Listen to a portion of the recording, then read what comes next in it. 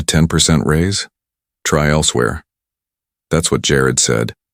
Jared, our 32-year-old CEO who once gave a TED Talk titled, "Disruption is a Mindset," and sincerely believes humility is a sign of low ambition. He didn't even look up, just smirked at his eco-friendly tablet like it had delivered the punchline. Then he laughed, short, dismissive, like I'd just asked to borrow his Porsche. I paused, then said, "Well, thanks for the clarity."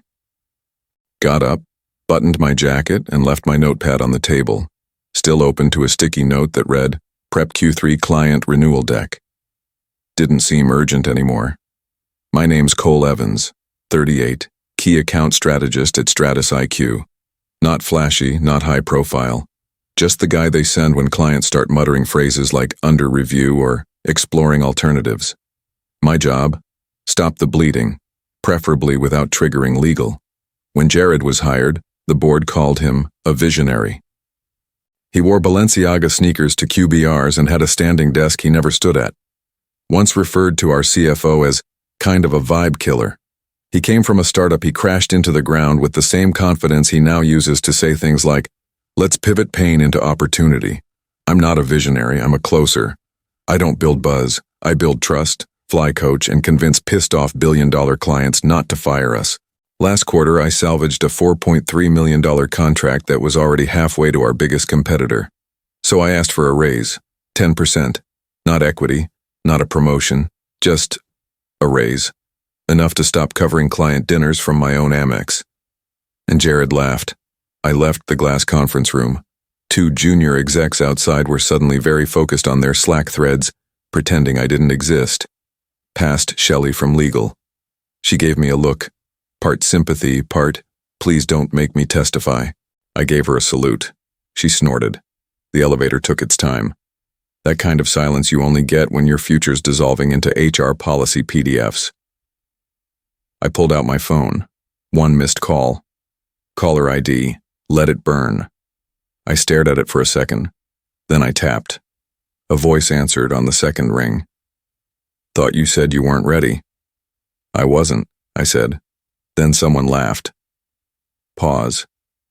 "Want to talk terms?" I looked at my reflection in the metal doors. "I've got an idea," I said. "Something strategic." That night I poured a drink and opened a folder labeled "Clients Fireproof." Inside, old contacts, past deals, former loyalties. One of them hadn't renewed since 2021. Their exit memo cited directional misalignment, a polite way of saying they hated Jared's face. I drafted a message, just one line. "Remember when you said you missed working with someone who actually listens?" Then hit send. Next morning I found myself at the parking garage staring at Jared's empty reserved spot, a space wide enough for 2 cars and his ego. I shook my head. Makes sense he's not here before 10. Disruption needs its rest. As I got into my car, an archived email pinged back to life. An old client who once said, "If you ever need a way out, call me." Back then, I archived it. Loyalty, protocol, chain of command. Now I smiled. Not because I had a new job, but because I just remembered I never really needed one. I just needed a reason. And Jared, smug bastard that he is, gave me the best one I could ask for. I didn't slam the door. Didn't send a passive-aggressive email. Didn't even take my notepad. I just left. But not without a backup. Back at my apartment, I opened a folder labeled "Let It Burn," a digital graveyard of NDAs, lost pitches, and ex-clients who'd quietly reached out over the years to say, "We miss working with someone who actually listens."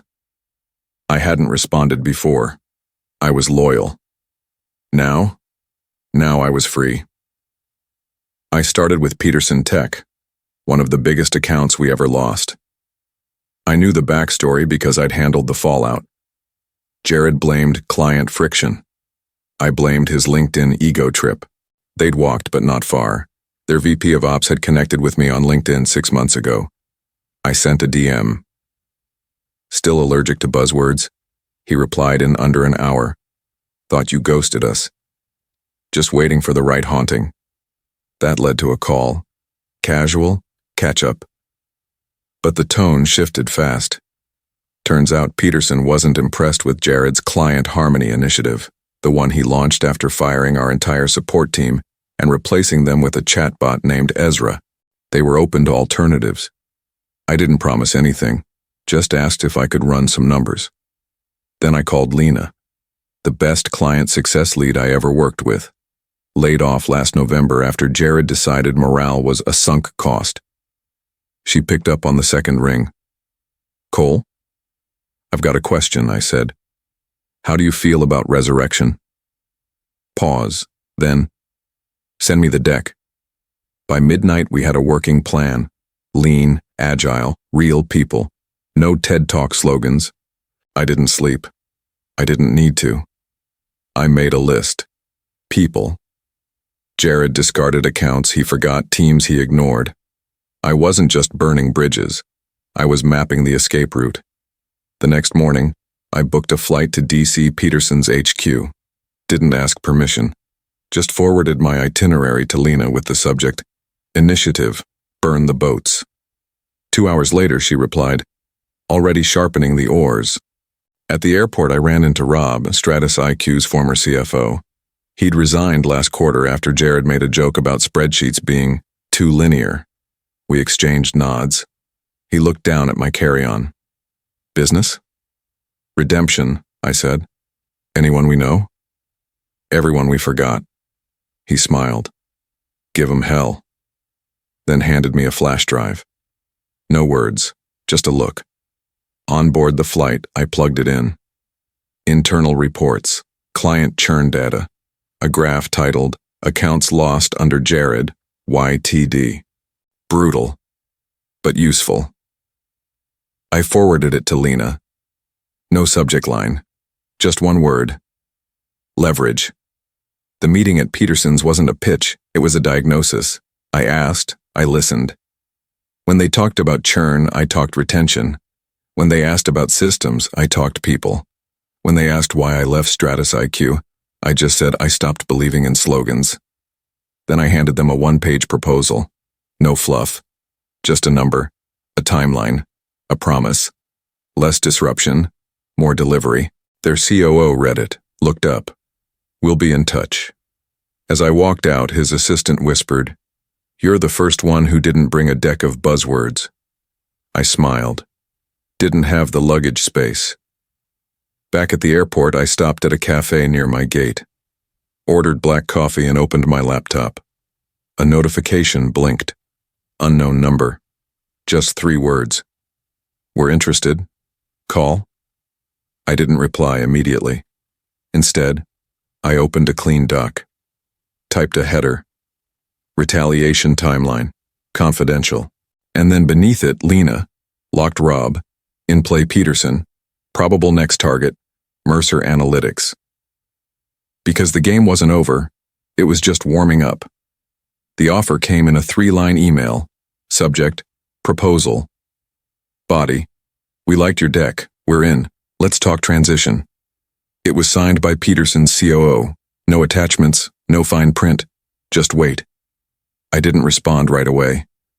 Instead, I called Lena. Ready? I asked. Born ready, she said, but also mildly terrified. Perfect. We didn't have an office, we didn't have legal, but we had something better, momentum. I reached out to 3 more former clients, not big fish, strategic ones. Accounts Jared had neglected because they weren't flashy enough for case studies.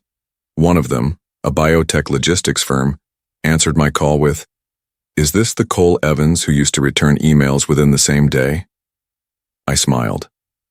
Same guy. Slightly more dangerous now. We pitched them a bundled service. Custom onboarding, real support. No Ezra the chatbot. They didn't hesitate. Within 48 hours, we had 4 letters of intent. That's when I called Rob. The ex-CFO answered with his usual deadpan. You're not here to talk about my spreadsheets, are you? Only if they involve revenge, I said. A pause, then, send me what you've got. Rob didn't just clean up the financial model. He sharpened it like a blade. He added just enough incentive for our prospects to commit, and just enough friction for Jared to choke if he ever tried to counter. Then he asked, "You want me in, officially?" I thought about it, then said, "Not yet. Let's keep you in the shadows." Because the real move wasn't signing new clients, it was letting Jared notice. Lena posted a fake job listing on LinkedIn, client strategist, disruptor friendly. It was bait. 3 hours later, someone from Stratus IQ HR clicked view profile on Lena's page. She screenshotted it, sent it to me with the caption, "They're twitching." Perfect. Then I sent Jared a message. Not direct, not obvious. Just a comment on a generic industry post he'd made about reshaping value through digital velocity. I replied, "Can't reshape what you never held, but go off." It got 78 likes. Jared saw it. I know because 2 hours later, Stratus IQ's head of strategy, my former peer Daryl, texted me, "Coffee?" We met at a place downtown. Neutral ground. Daryl looked tired, eyes darting. "You building something?" he asked. I didn't answer. He took that as a yes. "They're nervous. Jared's been edgy." "Why?" I asked, deadpan. "He's got Ezra." Daryl chuckled, but it was thin. "You know he's going to come for you, right?" I leaned back. "I'm counting on it." That night, Peterson Tech forwarded me a proposal. They wanted full onboarding within 30 days. I ran the numbers with Rob. We needed 3 more people, so I called Karen, an onboarding wizard who Jared let go during his culture refresh. She laughed so hard she dropped her phone. "I thought you were done with this crap," she said. "I was," I replied. Then it got personal. By the end of the week, we had 6 people, 4 clients, and 1 silent investor. Everything was ready, but I wasn't going to announce anything. Not yet. I needed Jared to see the fire, and still walk into it. So I scheduled 1 more meeting, not with a client, not with a partner, with a trade journalist, the kind who always got Jared's name wrong in articles. I told her off the record. Big shift coming. Stratus IQ might want to prep a PR response. She raised an eyebrow. I smiled. That's all I can say, for now. She published the piece 3 days later. Headline: Rumors of talent exodus at Stratus IQ. Is the visionary CEO losing his grip? And in the comments? Peterson's COO, just 1 word. Interesting. The call came 2 days later. Unknown number. I let it ring twice, then answered. "Cole," Jared said, voice smooth like he practiced it. "Heard you've been busy." I leaned back in my chair. "Funny. I thought you didn't believe in following old news." A chuckle. Too slow, too deliberate. "Look," he said, "this industry's small. People talk. I get it. You were frustrated. But let's not pretend this is some crusade." "I'm not pretending anything," I said. "I'm executing." He ignored that. "I talked to the board," he continued. "There might be room for a revised offer. Let's meet. No pressure." "Just vision," I said. Silence. Then, "Lunch tomorrow, my office, noon?" I didn't answer right away. Then, "Sure, I'll bring my own coffee. Your barista bot still can't tell the difference between a flat white and corporate gaslighting." He didn't laugh. The next day I walked into his office at 11:59, not a second earlier. He was already seated behind a desk bigger than my first apartment, fingers steepled like a TED Talk moderator. "Cole," he said, standing, "you look strategic." "Appreciate the feedback." He gestured toward the seat across from him. I didn't sit. Instead, I pulled out a manila folder and dropped it on his desk. "Peterson Tech," I said. He didn't touch it. "I assume you've heard." His jaw tightened. "They've been shopping around." "No," I said. "They've been planning." His eyes flicked toward the folder, then back to me. "You trying to make this personal?" I smiled. "No, Jared. You did that when you laughed." He exhaled, reached for the folder, then stopped. "You know, there's still space here for someone like you. We could recalibrate your role, make you a fixer, high autonomy, off books." "Off books," I repeated. like a corporate mercenary. You said it, not me. I leaned forward, just enough. Here's what's going to happen, I said. You're going to call your legal team and you're going to revise my severance agreement to include full release from non-competes. That's not how this works. It is now. He stood, posture stiff, smile gone. You think you can outmaneuver me? I don't have to. I just have to keep doing what I do while you panic. I walked out without another word. He didn't follow. That night, Lena and I met in a quiet bar 3 blocks from Peterson's DC office. She had a printout in hand, their counter-proposal. It's strong, she said. Aggressive timeline, premium rate, but they want exclusivity. I scanned the terms, noted the clause buried halfway down the page. No prior affiliations with competing firms in same vertical. Standard clause, but risky. They think you're solo, she said. I am. She raised an eyebrow. Technically. I slid a napkin across the table. On it, a list of 3 companies, not Stratus IQ, not Peterson, but connected. Quietly. She studied the names, then looked at me. You're building something. I didn't deny it. Peterson's a step, I said, not the destination. Lena folded the napkin and slid it into her bag. You think Jared knows? He suspects, I said. That's why he called. She leaned back. And if he finds out Peterson's already drafting the contract? He'll retaliate. How? I'm counting on it. The retaliation came faster than expected. 3 days later, an email landed in my inbox. Unsigned, anonymous, but clearly internal. A forwarded message from Stratus IQ's legal team, sent to Peterson's COO. Subject line, conflict of interest, potential legal exposure. Jared had played his card. I called Lena. They're spooked, she said. Legal wants a pause. They want verification you're not bound by contract. I'm not. They want proof. I opened my laptop, pulled up the severance agreement, scanned, highlighted, smiled, then sent her the updated version Jared had signed the day I walked out of his office.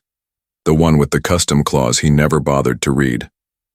No restrictions, I said. Explicitly waived.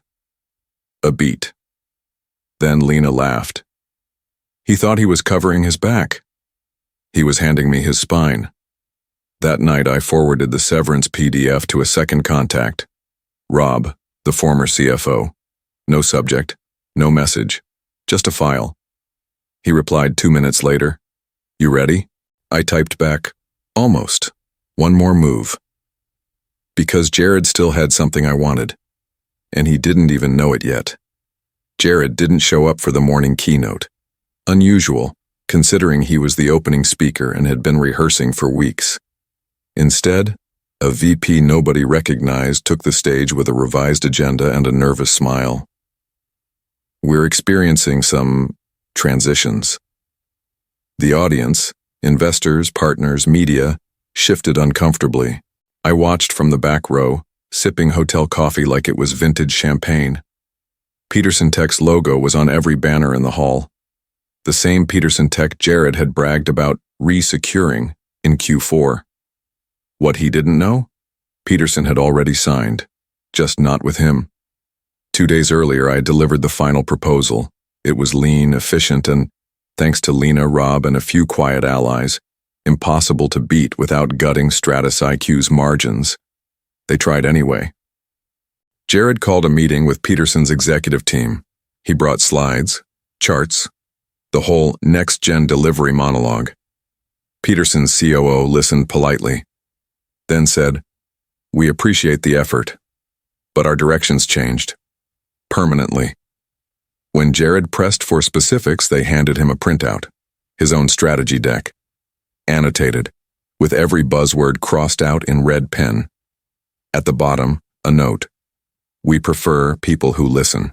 Now on stage, the substitute VP was stalling with company updates no one cared about. I checked my phone. One new email from Peterson. Press release scheduled for 9 a.m. EST. Thanks again, Cole. I smiled, set the phone down, and waited. At exactly 9, phones started buzzing across the ballroom. Everywhere. The screen behind the speaker flickered, then updated with a live news feed from MarketWire. Peterson Tech announces strategic partnership with SablePoint. SablePoint, Jared's main competitor. The one whose COO I'd met at a charity event last year. The one I now advised quietly. There it was. A full-page announcement. Quotes from Peterson. Praise for renewed alignment, responsive strategy, and trusted partners who deliver, not perform. No mention of Jared, no mention of Stratus IQ, just a very clear photo, me, shaking hands with the SablePoint team. Jared walked in seconds later, saw the screen, stopped cold. Half the room turned toward him. He tried to recover, smiled like it was a glitch, nodded at no one in particular, and slipped out the side door without saying a word. I finished my coffee, then rose, straightened my jacket, and left through the main entrance. No badge, no name tag, just one man walking away from a funeral he didn't have to officiate, but had planned perfectly. The press release dropped at 9:03 a.m. Stratus IQ client acquisition loss results in 8% stock dip. Sources, site executive resignations, strategic leakage. Jared's face wasn't in the article, but everyone knew. I hadn't spoken to him since our meeting, not directly. But I didn't need to. The numbers were louder than words. 3 of our former enterprise clients, Peterson Tech, Helix One, and Ryden Labs, had all signed pilot agreements with my new team within 48 hours of each other. And the new team? That was the final twist. It wasn't just me, Lena, and Rob anymore. It was an entire boutique unit, funded quietly by Orion Capital Group, same firm that had once tried to buy Stratus IQ. They didn't want to buy Jared's company anymore. They wanted mine. And I gave them a better option. No acquisition, no bloated board, just me, with equity, full control, and a single mandate: win back the market. We called it Emberline, fire from the ashes. 3 weeks later, Jared sent a message, short, stiff. Coffee? Off the record. I ignored it. Then a follow-up came. Let's talk, just the two of us. This time I replied, sure, name the spot. He picked a place in the financial district, one of those exposed brick cafes that charges $7 for honesty. I arrived first, ordered a black coffee, no frills. He walked in 10 minutes late. Same hoodie, same smug limp. But his eyes were different, tighter, less room behind them. I didn't think you'd actually show, he said. You're not the first today, I replied and sipped. Silence stretched. Then he leaned forward. What do you want, Cole? I tilted my head. From you? Nothing. Then why? Why blow it up? I smiled. Because you laughed. He blinked. You took it personally? No, I said. I took it strategically. He looked down, stirred his $9 almond macchiato thing. You know we could have worked together. You were good. You still are. I raised an eyebrow. I asked for 10%, Jared, not the company. He had no comeback. So I stood, dropped a business card on the table. It had just 2 words on it. Less ego. As I turned to leave, he said, You'll burn out, eventually. I paused. Maybe. But at least I won't rust. Later that night, Lena sent a photo to our team group chat. It was a billboard across from Stratus IQ's HQ. Simple white font, black background. Trust shouldn't require a pitch. Below it, the Emberline logo. The reactions rolled in fast. Laughing emojis, applause gifs, Rob's signature spicy chili icon. But I didn't reply, just stared at the screen for a moment. Then closed the chat, shut my laptop, and stepped outside. The air was cold, clean, no noise, no spin. Just the quiet satisfaction of knowing this. You don't need revenge when your success speaks louder.